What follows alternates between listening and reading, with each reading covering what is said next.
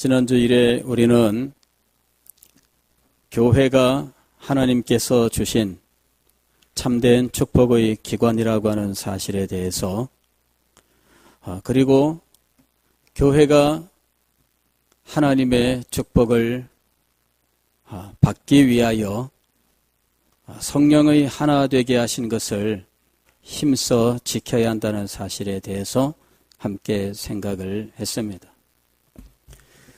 우리가 예수님을 믿고 예수님께서 우리를 위해서 십자가 위에서 행하신 모든 구원의 유익들을 우리의 것으로 받기 위해서는 예수 그리스도와 하나됨이 일어나야 하는데, 이것은 성령께서 행하시는 일이라는 사실을 함께 생각을 했습니다. 우리가 예수님을 믿을 때 성령께서 우리를 예수 그리스도와 연합하게 하심으로 예수 그리스도의 십자가에 동참하게 되는 것입니다. 예수님이 죽으셨을 때 우리들은 그 죽음에 함께 하였고, 예수님께서 부활하실 때 우리는 그 부활에 함께하는 자가 되어서 예수님의 십자가의 죽으심과 부활의 모든 유익들을 우리의 것으로 받는 것입니다. 우리가 죄사함을 얻게 되는 것과 생명을 얻으며 하늘의 영원한 기업을 얻는 모든 일들은 예수 그리스도와 하나가 되었기 때문입니다. 우리가 하나님을 우리의 아버지로 부르며 우리가 하나님의 자녀가 되는 것도 예수 그리스도와 하나가 되었기 때문에 가능한 일이었습니다. 이렇게 예수님과 하나가 되어 구원의 모든 유익을 얻는 우리는 예수 그리스도의 몸을 함께 이루게 되는데, 이것 또한 성령의 하나 되게 하시는 사역입니다. 문제는 이런 성령의 하나 되게 하시는 사역을 우리들이 깨뜨리는 일들이 너무나 많으며 너무나 흔하다는 것이죠. 하나 되게 하시는 성령의 역사를 깨뜨리면 우리는 모든 은혜와 유익을 제대로 받을 수가 없습니다. 그래서 이 하나됨을 지키는 것과 하나됨이 깨어졌을 때에는 이것을 회복하는 일이 진정으로 필요한데, 이를 위하여 우리는 하나님을 우리의 최고로 여기며 하나님께서 연합을 위하여 행하신 방법을 닮아가야 된다 하는 사실을 함께 생각을 한 겁니다. 하나님께서 연합을 위하여 사용하신 방법은 용서의 방법이었습니다. 죄인들을 용서하셨기 때문에 구원의 길을 마련하신 거지요. 용서 없이 구원하시는 거 아닙니다. 죄인을 용서하셨기 때문에 구원을 하신 거예요. 하나님께서 우리에게 주시는 모든 유익한 복들은 하나님의 용서로부터 주어지는 겁니다. 용서가 없다면 우리에게 구원이 없습니다. 용서가 없다면 우리의 회복이 없습니다. 용서가 없으면 모든 신령한 것들이 우리에게 올 수가 없는 것이지요.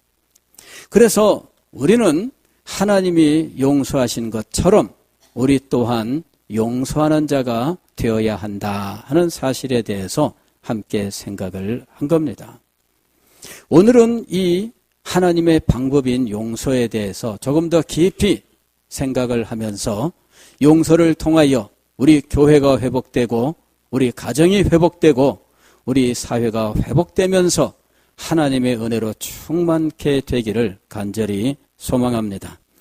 오늘 우리가 읽은 성경 말씀은 마태복음 6장 12절 말씀인데, 주기도문의 한 주제가 되는 것입니다.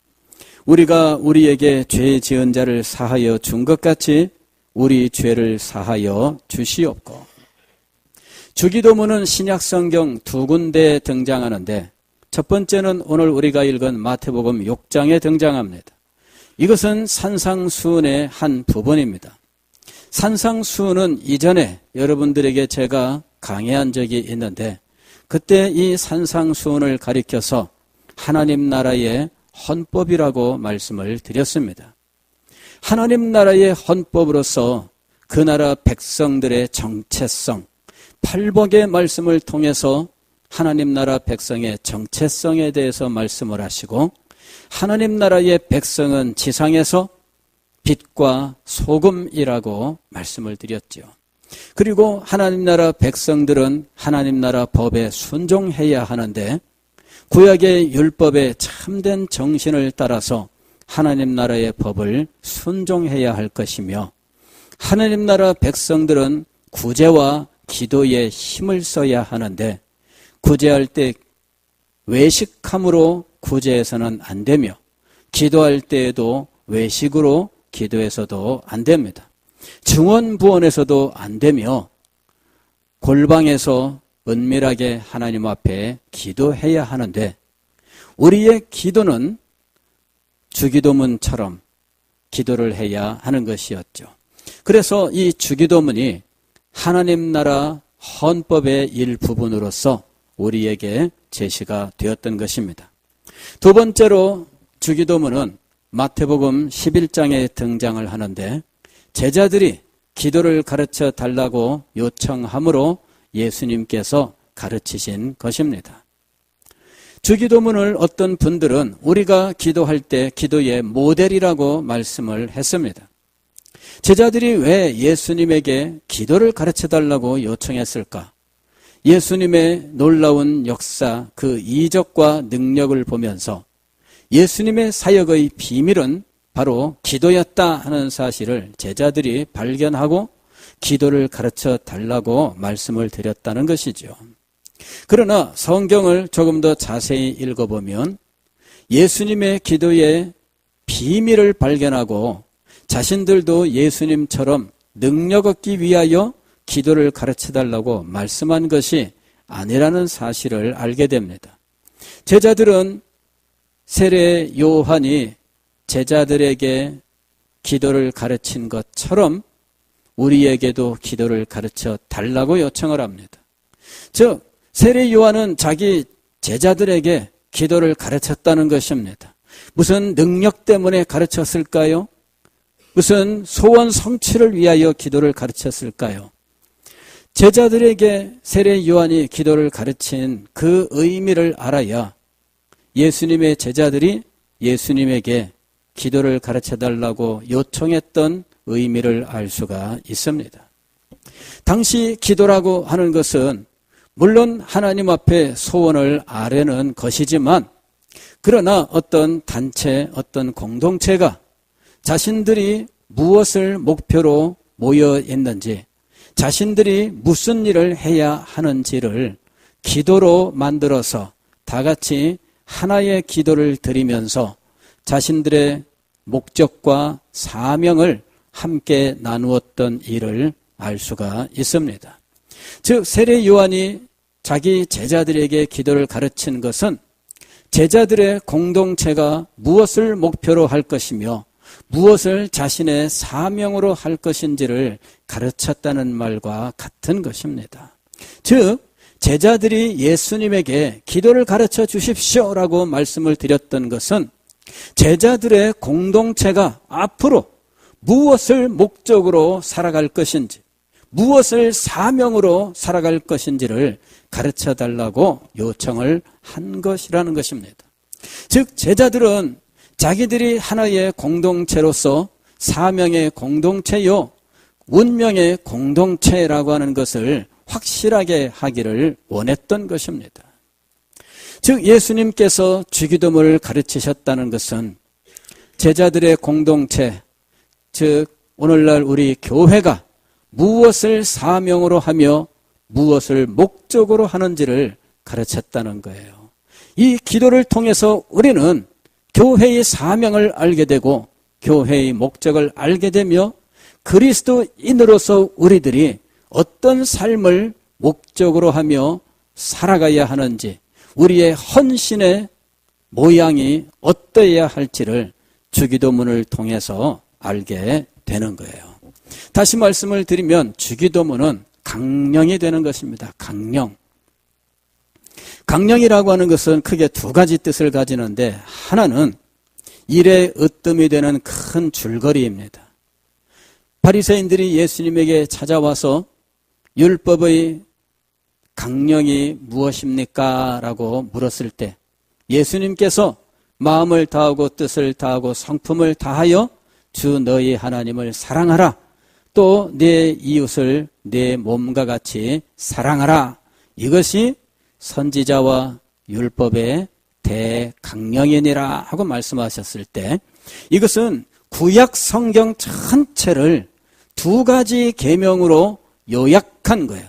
즉 으뜸이 되는 계명을 지금 큰 줄거리로 제시한 거예요. 이것을 강령이라고 말하는 것입니다. 그런데 강령에는 또 다른 뜻이 있어요. 두 번째 뜻이 무엇이냐 하면은 정당이나 노동조합과 같은 단체의 기본 입장이나 방침 또는 운동의 순서나 전략을 요약하여 열거한 것이다.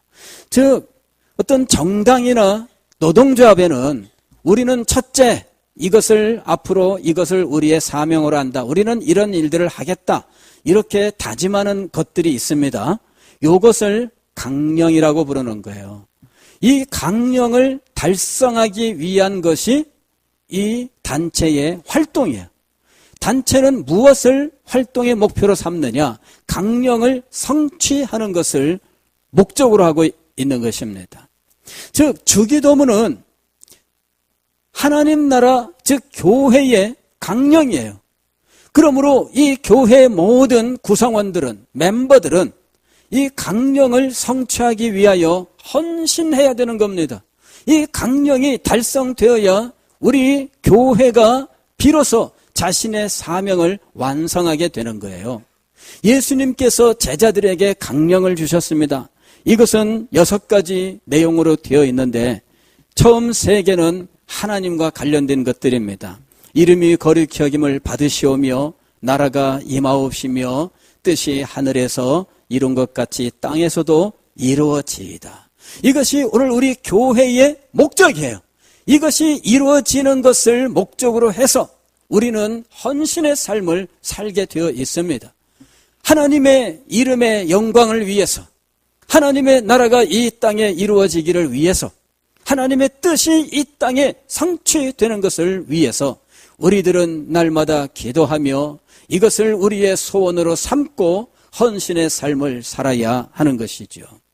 그리고 주기도문의 두 번째 부분 3개의 기도는 우리를 위한 기도였는데 첫 번째는 일용할 양식을 주옵소서, 두 번째는 하나님 우리가 우리에게 죄진 자를 용서한 것처럼 우리의 죄를 용서하여 주옵소서, 세 번째로는 시험에 들게 하지 마시고 악에서 구하여 주옵소서. 3가지였습니다. 우리의 영적인 양식, 육적인 양식을 위해서 그리고 죄 용서의 삶을 위해서 세 번째로는 시험에 들지 않고 악을 이기는 영적 전투의 승리를 위해서 하나님 앞에 기도하는 것이죠. 그리고 이 기도가 바로 우리의 강령이 되어 있습니다. 즉 우리 교회의 목적이며 그리스도인들이 무엇을 위하여 살아야 할 것인지 우리 삶이 목표로 하고 있는 것을 이 주기도문이 우리에게 가르쳐주고 있는 것입니다. 주기도문은 단순히 암기하고 필요할 때 예배 의식문으로 사용하거나 혹은 주문으로 사용하는 것이 아닙니다. 우리는 예배 시간에 이 주기도문을 많이 사용을 해요. 웬만한 교회들은 수요일 날 예배를 마칠 때 주기도문으로 마치고 신방 가서 예배 마칠 때 주기도문으로 마치고 그래서 예배 의식문으로서 사용하고 있어요. 어떤 분들은 주문으로 사용해요. 초신자들의 경우에는 예수 믿는 것이 때로는 겁나는 경우들이 많습니다. 귀신이 해코지 할까봐 무서워하고 귀신 때문에 안 되겠어요 이러는 사람들도 많이 만날 수 있습니다. 집에 부적을 붙여놨는데 부적 때문에 무서워서 못 살겠어요. 부적 좀 제거해 주세요. 이래가지고 부적을 때려갔습니다. 한 집에 갔더니 부적이 안 보여. 어디 있나 그랬더니 방바닥 장판을 딱 걷는데 방바닥 전체가 부적이에요. 그 부적이요. 벌써 한 20년, 한 30년, 20년 이상 전에 그 부적이 1억 원짜리, 1억 원짜리. 1억 원짜리 부적을 방에다가, 그 방바닥에다가 다 붙여놓고, 그리고 거기서 살고 있는 거예요. 이야, 세상에. 부적을 팬티에다가 이렇게 그 바느질로 해서 붙이고 다니는 사람들이 있습니다. 예. 다 다녀보면 양복에다가 부적 넣고 다니는 사람들도 있고요. 많아요. 근데 그러던 사람이 예수님 믿으면은 이게 갑자기 무서워지는 거예요. 그래서 이런 사람들에게 가르쳐 줍니다. 무서울 때마다 주기도문을 외우세요. 이래가지고 이분이 날마다 하늘에 계신 우리 아버지의 이름이 거리킴을 받으시며 하늘에 계신 우리 아버지 하늘에 계신 분 날마다 하루에도 뭐 몇 번씩이나 주기도문을 외우면서 살고 있어요. 주기도문이 무슨 귀신 쫓는 무슨 주문입니까? 그렇지 않죠. 주기도문은 예배의식문도 아니고 주문도 아니에요. 그리고 초신자에게 기도를 가르치기 위한 예문도 아닙니다. 주기도문이 기도의 모델이라고들 이야기하는데 실상은 모델 이상의 의미를 가지고 있다는 것을 우리가 분명히 알아야 됩니다. 주기도문을 우리가 어떻게 사용하고 있느냐? 주기도문을 사용하는 그 방법이 올바라야 되는 것입니다. 이 사용법이 올바르지 못하면 그 참된 유익을 얻을 수가 없습니다. 티벳에 가면은 불교가 국교인데 그곳에 가면은 사람들이 집에서 뭐 늘 무엇인가를 들고 돌리는 걸 볼 수가 있어요. 우리나라 그 손잡이가 달려 있고 이렇게 뭔가 이 자루처럼 되어 있는데 왜 그 옷에 먼지 그 털이게 있잖아요. 이렇게 찡 문지르면은 그 먼지 이렇게 묻는 그거, 예, 그런 모양으로 생긴 거예요. 근데 그거를 이렇게 돌리는 거예요. 계속 이 아주머니는 집안일하면서도 계속 돌려요. 애기 보면서도 계속 돌려요. 마당에 나와서도 계속 돌려요. 이게 뭔데 이거를 돌리고 있을까? 그걸 마니차라고 부르는데 그게 사실은 이 불경을 그 안에 이렇게 새겨놓은 도구예요. 그래서 이거를 한 바퀴 돌리면은 불경을 한 번 읽은 걸로 친다는 거죠. 티벳의 그 절에 가면은 절에도 그 앞마당에 이런 거 큰 거 무슨 종 같은 거를 여러 개를 쭉 이렇게 해놨습니다. 그게 종이 아니라 이렇게 돌리는 거예요. 돌리면은 달달달달 이렇게 돌아가요. 예. 근데 거기에 불경이 새겨져 있는 거예요. 한 바퀴 돌리면 불경을 한 번 읽은 건데 불경을 한 번 읽을 때마다 소위 선이 쌓이는 거예요. 이 사람들은 공덕이 쌓이는 거죠. 그래서 공덕이 쌓이면 쌓일수록 유리하니까 왜 공덕을 쌓으면은 내세에 뭐 유리하다 그러잖아요. 또 이 선을 쌓으면은 뭐 복을 받는다 그러지 않습니까? 그러니까 이 사람들은 이 불경을 읽어야 공덕이 쌓이는데 돌리는 걸로 대신한 거예요. 불경은 안 읽어도 돼. 돌리면 되는 거죠. 그게 진정한 의미냐 하는 거죠. 사실 불경을 읽어라 하는 이유가 무엇일까요? 그것을 읽고 거기에 교훈들을 깨달아 마음에 새기고 그 교훈을 따라서 선하게 살아라 뭐 이런 의미겠죠. 그렇게 선하게 살다 보면 선이 쌓이고 복을 받는 거다. 뭐 이제 이런 정도의 의미를 가지고 있을 거예요. 그런데 불경은 안 읽고 무엇만 돌려요? 마니차만 돌리는 거예요.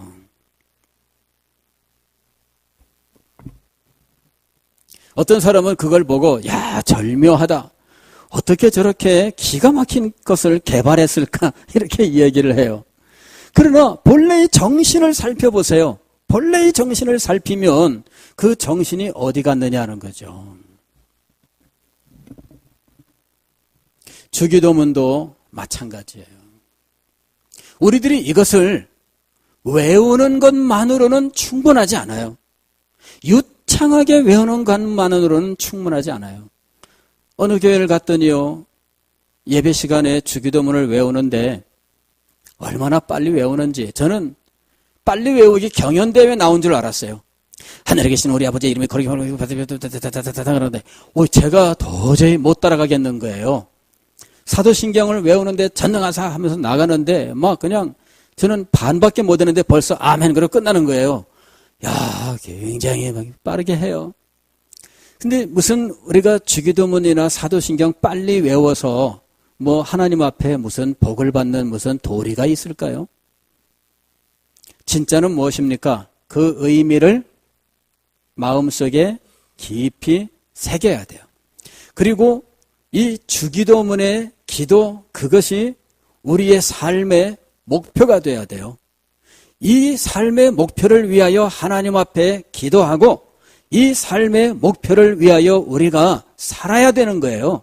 이 삶이 따르지 아니하는 이 외우는 것만으로서의 주기도문은 우리에게 아무런 유익이 없습니다.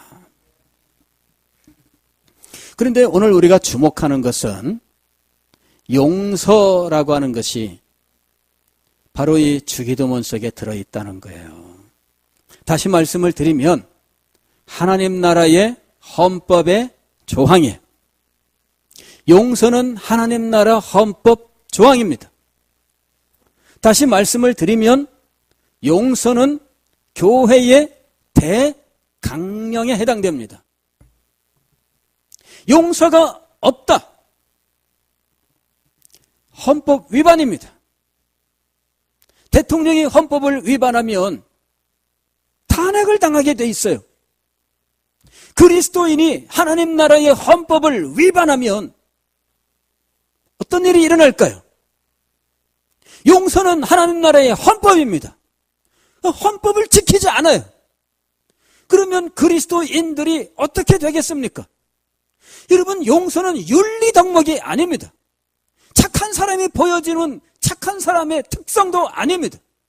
이것은 하나님 나라의 헌법 조항이에요. 용서가 얼마나 중요한 것인지를 우리가 분명히 알아야 됩니다. 교회가 대강령으로 삼아 이것을 성취하는 것을 목적으로 활동을 해야 한다면 교회는 용서라고 하는 이 대강령을 반드시 실천해야 하는 거예요.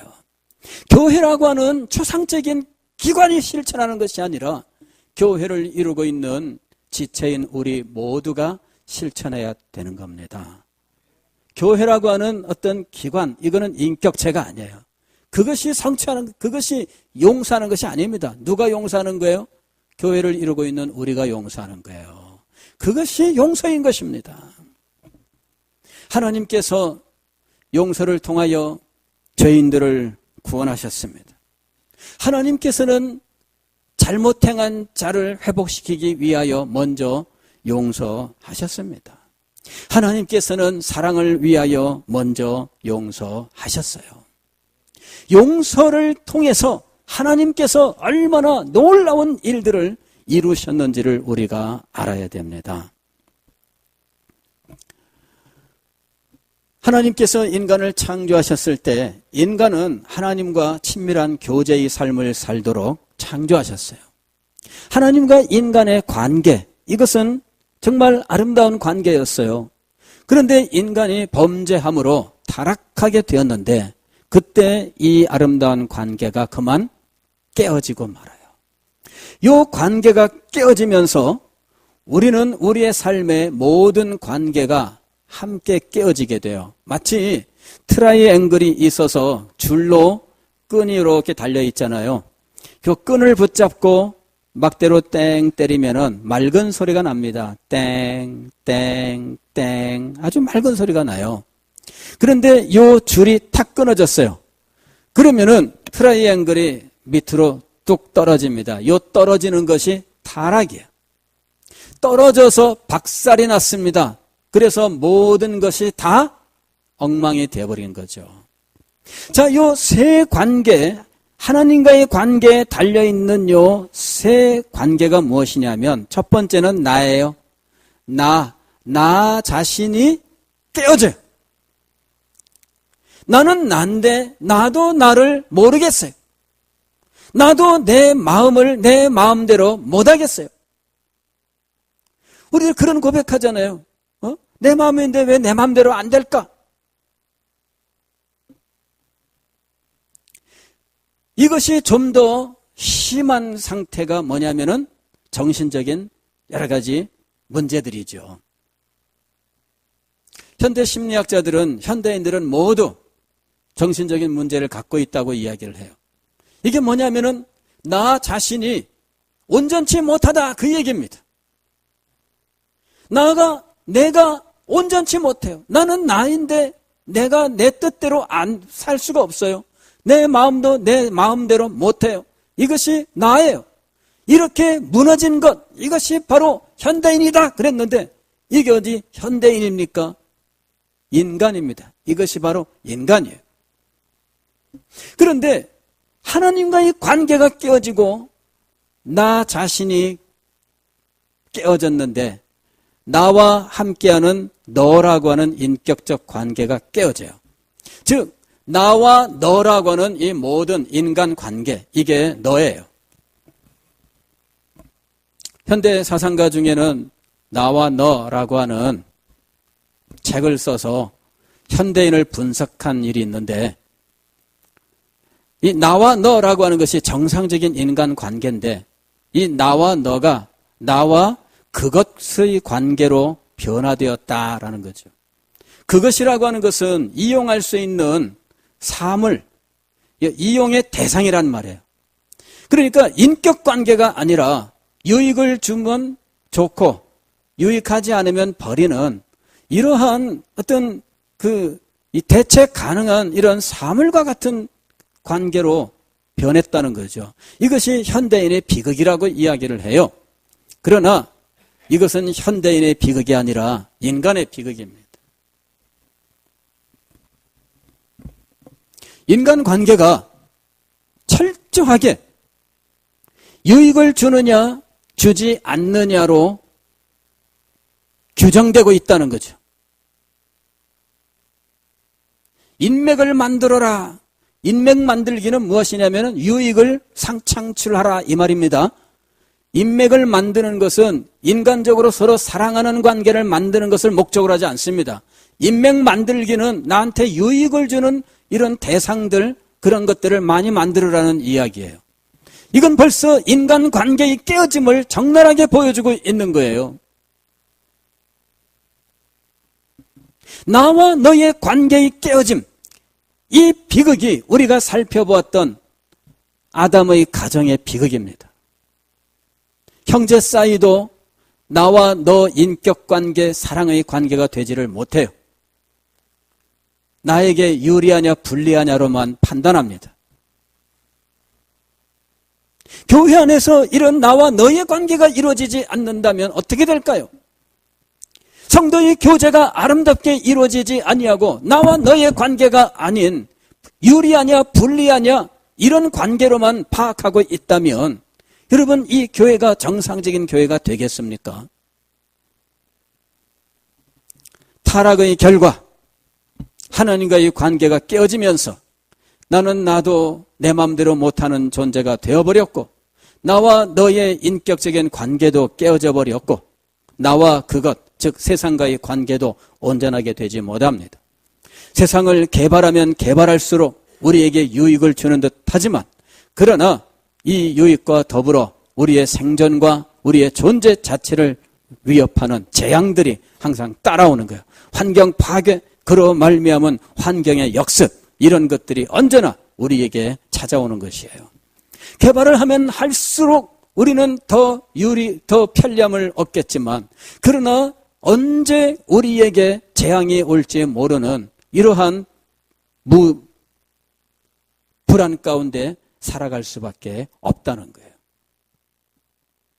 하나님께서 이 깨어진 관계를 회복시키기를 원하셨어요.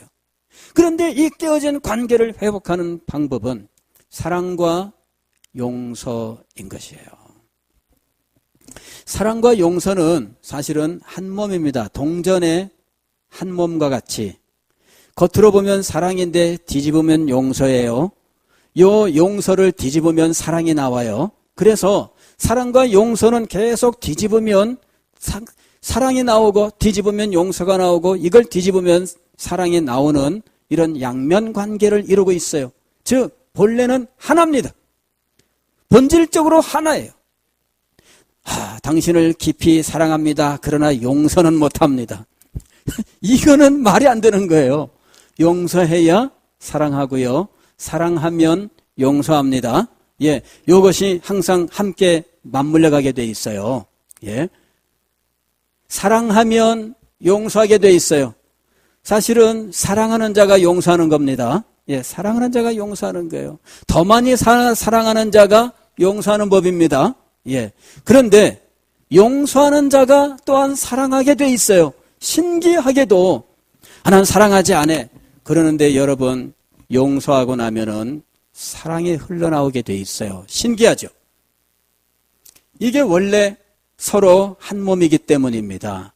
용서하면 사랑이 흘러나오고 사랑하면 용서하게 되어 있어요. 하나님이 사랑이시기 때문에 죄인들을 용서하셨고 죄인들을 용서하셨기 때문에 죄인들을 또한 사랑하신 거예요. 계속해서 이것이 물려나오는 것입니다. 타락한 인생들은 하나님과 모든 것이 끝난 줄 알았지만 하나님께서는 죄인을 용서하셨고 그를 사랑하심으로 그를 회복시키셨습니다. 다시금 온전한 트라이앵글이 만들어지는 거예요. 내가 하나님과 온전한 관계가 돼요. 전에는 내가 하나님의 진노와 저주 아래 있었습니다. 하나님에게 원수였습니다. 그러나 이제는 사랑 가운데 하나님의 자녀가 되었어. 이게 회복입니다. 그리고 나와 너의 관계의 회복은 우리 교회 공동체를 통해서 이루게 하신 거예요. 성도의 교통을 통해서 나와 너의 관계를 회복하며 그 회복을 맛보며 살아라 하는 것이죠.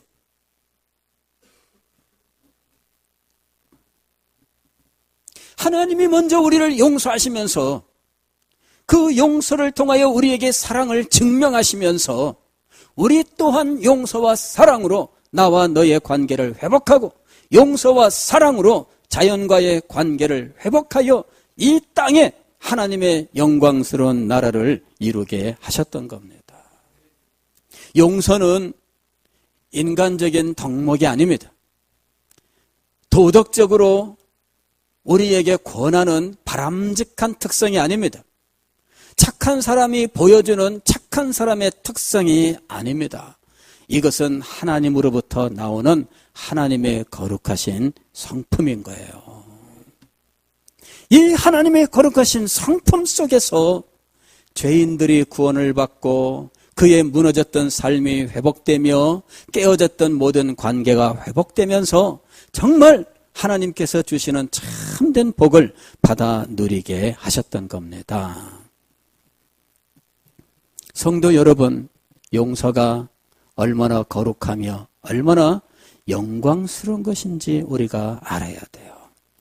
용서하는 자에게는 실질적으로 많은 유익이 찾아오게 되는데 그 마음속에 맺혀있는 모든 것들을 풀어줍니다. 용서하는 자는 마음에 맺힌 것이 풀려요. 용서하지 않는 사람은 이 매듭을 언제나 붙들고 늘어지고 있어요. 풀리지 않습니다. 그런데 용서하는 사람은 이 매듭이 풀려요. 매듭이 풀리면서 마치 여기에 10년 묵은 채증이 내려간다. 이게 뭐예요? 이게 용서하지 않을 때 맺혀 있는 거예요. 이게 쫙 풀려나가요. 이게 풀려나가면서 자기 자신에게 유익을 줍니다. 자신의 정신에, 자신의 육체에 여러분 유익을 줍니다.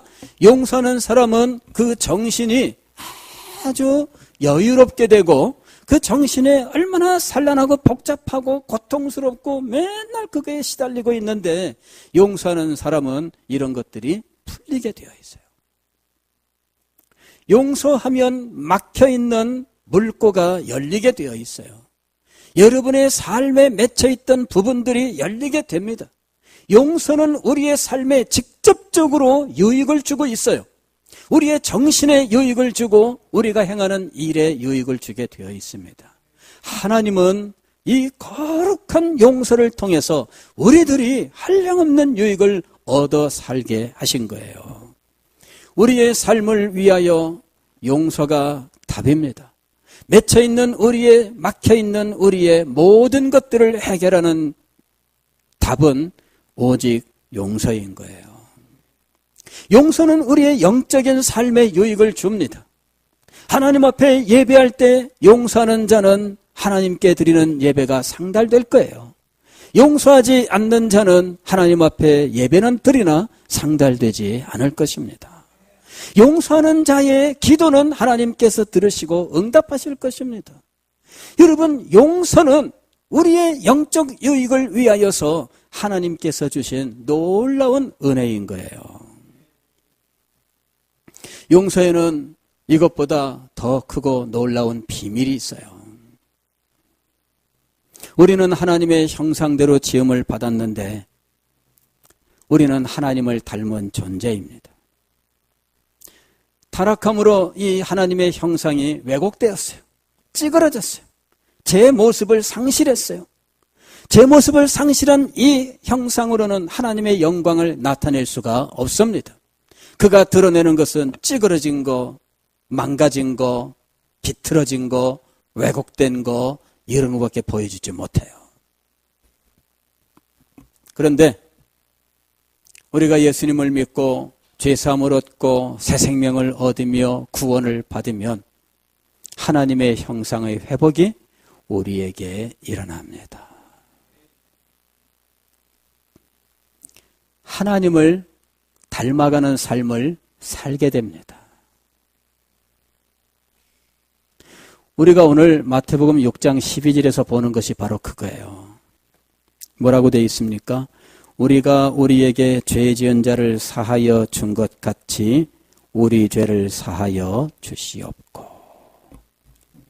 회복된 심령이 하나님을 따라 먼저 용서하는 자가 되었을 때 하나님께서 그의 죄를 용서하신다는 원리를 이 기도 속에서 표현하고 있는 거예요. 내가 용서하는 것은 작은 거예요. 하나님이 나를 용서하시는 것은 큰 겁니다. 이 작은 것으로서 그 엄청나게 큰 것을 얻을 수 있다면 얼마나 큰 유익일까요? 그런데 이것이 바로 하나님의 형상의 회복인 거예요. 하나님을 따라 우리도 용서하는 자가 됩니다. 바로 그 용서의 모습이 하나님의 형상을 이 땅에 나타내는 거예요. 하나님의 영광을 나타내는 겁니다. 하나님을 영화롭게 하는 길이 무엇인가? 우리는 많은 것들을 이야기합니다. 그러나 하나님을 영화롭게 하면 하나님의 영광을 이 땅에 나타내는 것인데 용서가 하나님의 영광을 나타내는 방법입니다. 용서는 하나님의 영광을 나타내는 방법이에요. 어떻게 하여야 하나님을 영광스럽게 할 수 있을까요? 우리는 웨스트민스터 소요문답 제1문을 누구나 다 외우고 있어요. 인생의 제일 되는 목적은 무엇입니까? 하나님을 영화롭게 하며. 어떻게 하나님을 영화롭게 할 수 있을까요? 용서의 삶을 통해서.